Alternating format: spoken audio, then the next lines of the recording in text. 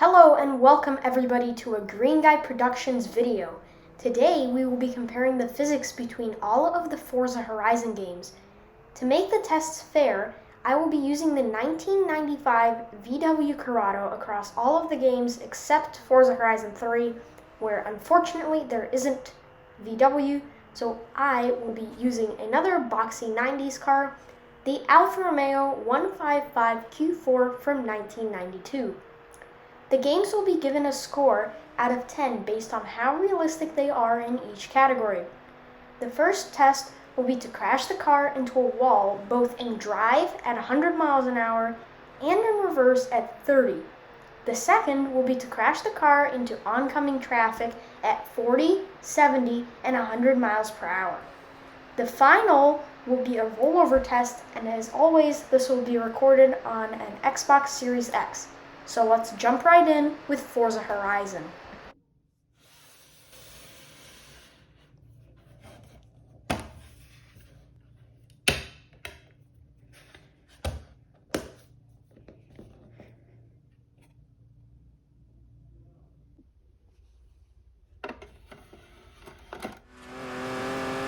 For the wall crash, I would rate it a 6 out of 10.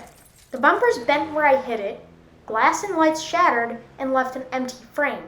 The bumpers fell off and there was good scratching. However, the damage isn't visible on the inside of the car, which is a little disappointing. Traffic crash, 6 out of 10. Same good damage model, and it affects the other car in the same way as it affects yours. However, the fact that you can't see the damage inside the car again is still a bit of a letdown. Rollover, 7 out of 10. Great damage, scratching, bending, and shattering of glass. You can even hit the bumper after it flies off to the moon and lands back down. Once again, however, the fact you can't see the damage inside means I can't give it a higher score. This means that the average score of all of the categories of the original Forza Horizon game comes out to a 6.3 repeating out of 10. Pretty good for the first game.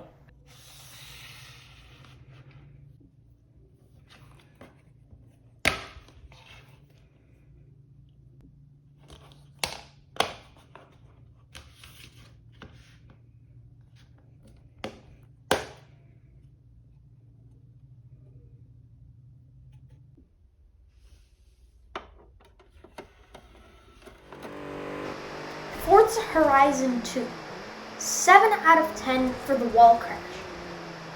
It does everything that Horizon 1 did so well and adds more realistic crumpling, as well as lets you see the damage in first person, which was my biggest gripe with the last game.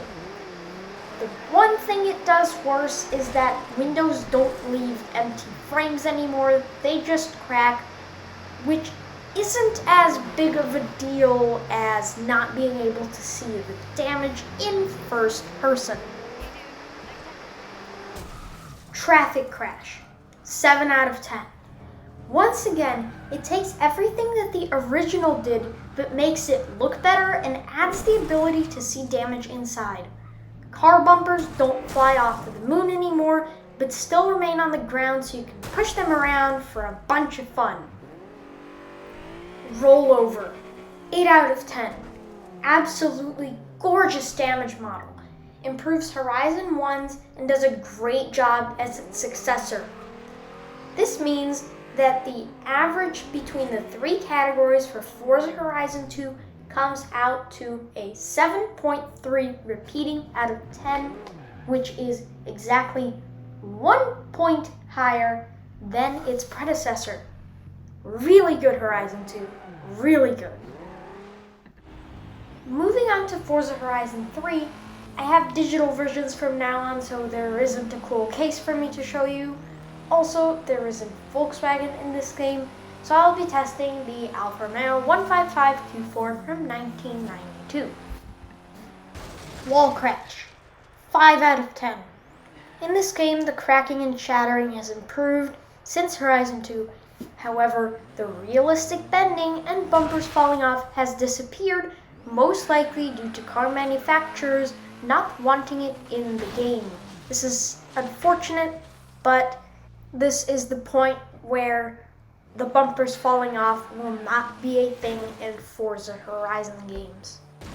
Traffic crash, 4 out of 10. It is not as good as it could have been because of the removal of bending fenders and bumpers which fall off. This is quite sad, but as we'll see, future Forza games can improve.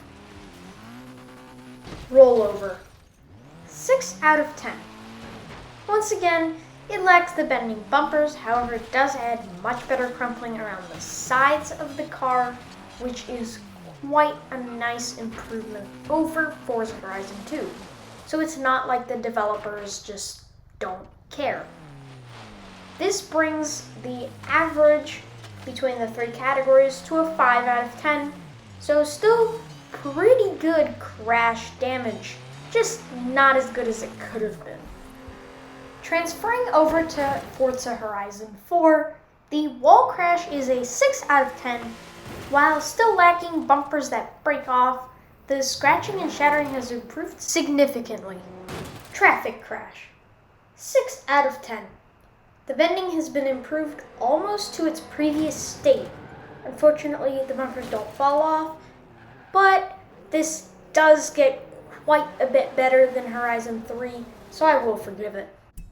Rollover, 7 out of 10. Everything is just as good as Forza Horizon 2 except for bumpers that fall off. This means that the average between the three categories for Forza Horizon 4 comes out to a 6.3, the same as Forza Horizon, the original. So, better than Forza Horizon 3, but not quite there yet with Forza Horizon 2. And now for the last entry into the series, Forza Horizon 5.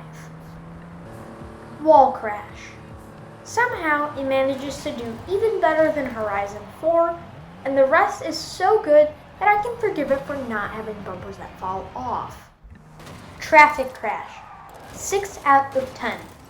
It does a great job in every area except the falling bumpers, which are quite realistic in a crash like this one. Rollover, 7 out of 10.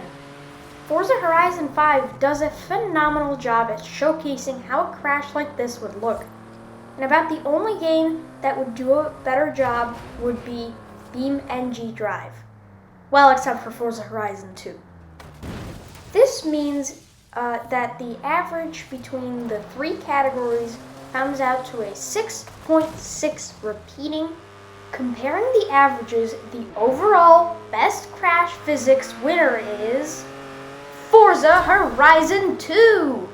Thank you so much for watching, everybody, and come back soon for part 2, where I will compare the handling and off-road physics of all of the games. This is just my opinion, so let me know your favorite in the comments below, and while you're at it, why not leave a like and subscribe? Now, time for some bloopers.